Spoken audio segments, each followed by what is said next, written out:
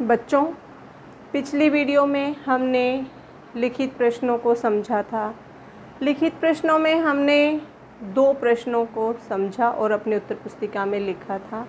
आओ अब हम तीसरा प्रश्न पहले समझते हैं और इसके बाद अपनी फेयर नोटबुक में लिखते हैं। तो देखो बच्चों, हमारा तीसरा प्रश्न है, मनमानी का वरदान पाकर भी बच्चे खुश न रह सके क्यों? जब बच्चों को मनमानी का वरदान मिल गया था उसके बाद भी बच्चे खुश नहीं थे। क्यों खुश नहीं थे वो?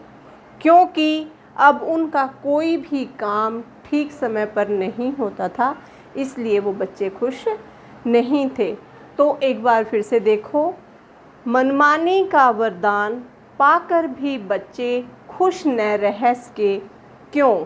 इसका उत्तर है, मनमानी का वरदान पाकर भी बच्चे खुश न रह सके क्योंकि अब उनका कोई भी काम ठीक ढंग से नहीं होता था।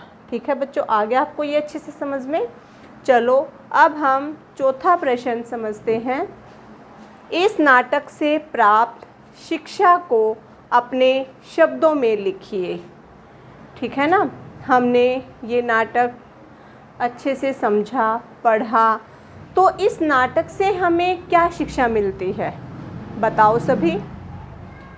इस नाटक से हमें ये शिक्षा मिलती है कि अगर हम अपने से बड़ों की आज्ञा का पालन करेंगे तो हमारे सभी काम समय पर होंगे और हमें परेशानी भी नहीं होगी।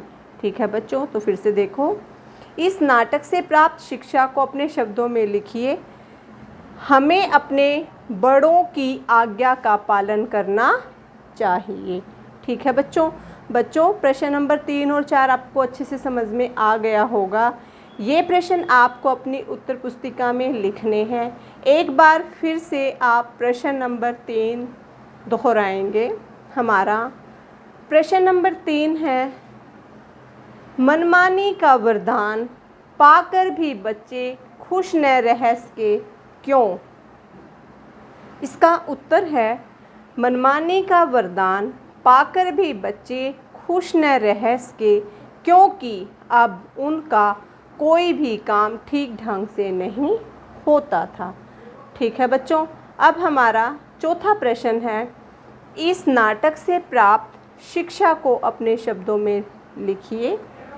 हमें अपने बड़ों की आज्ञा का पालन करना चाहिए। बच्चों, ये प्रश्न आप अपनी फेयर नोटबुक में लिखो।